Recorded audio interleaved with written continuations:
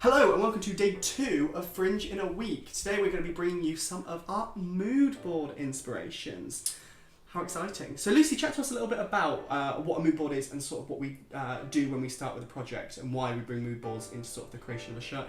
So I feel like mood boards, and we use Pinterest, we've done them on the wall, we can do them written down. They're just a great way of brainstorming all your ideas in one place, but also you can find, especially with Pinterest, common ideas. So if we make a Pinterest board, Anton might submit something that I'm like, ooh, I really like the look of, and that takes you on a train of thought of this. And then once you start putting these in folders, making sure that everything's streamlined, then you can start getting to the one ideas that you really enjoy. And then you can start honing in on that. And Pinterest is great because it always suggests things, even if you've never come across them. Yeah, and it's a great way with communicating with all the members of the team as well. You know, it's sort of a communication that the writer can have with us, that we can have with the designer, that we can also have with the cast as well. So it's just a brilliant little way that we can sort of compile all of our fantastic ideas into one place.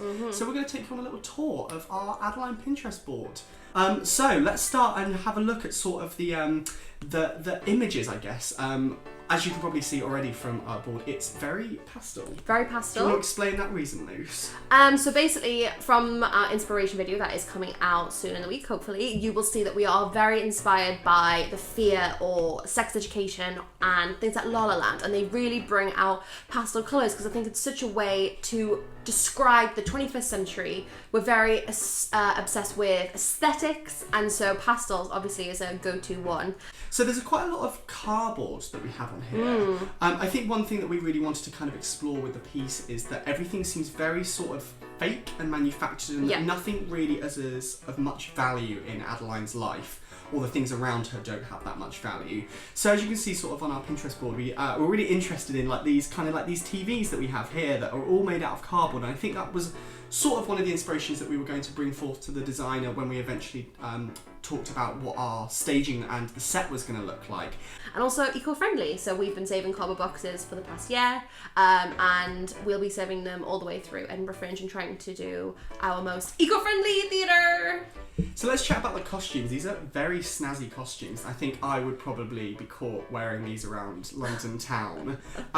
Any inspirations that particularly grabbed you when you were looking at costumes? Well, I feel like the TikTok generation has definitely taken tie-dye and pastel to like a whole new level. Yeah. And because this musical is very heavily drawn from the now and what's happening in pop culture, especially something like, obviously look at this pastel lollipop hoodie, it's all those different pastels, but it's also trendy. And I think we're not going pastels as in like, if you think 1950s, like even like La La Land, and so Sex Education is that thing where you don't really know the era. Like we're very much set in the 2020, 2021 when we are going to be doing the show. So the costuming will be of, you know, the Nike. You know, we've got Nike socks on there. We've got like those big heavy jackets that have come back into fashion. The mini skirt. Active wear. Yeah, lots active of active wear. Yeah.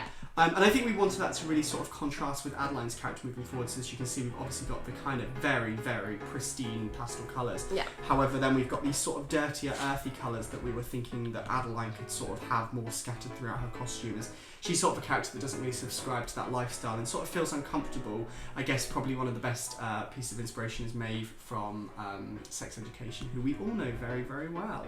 Anyways, we hope you enjoyed that little quick sneak peek into our mood board ideas. We hope to bring you some more exciting things throughout the year as we go. But that was the first initial little behind the scenes tour. And we hope you enjoy the rest of our fantastic Fringe of the Week. We have some exciting things. And make sure to tune in on Friday for an interview with Jack. Lucy will be hosting that, and then we'll be releasing our first demo on Sunday. So look forward to that. And have a great week, guys. # join us for the ride.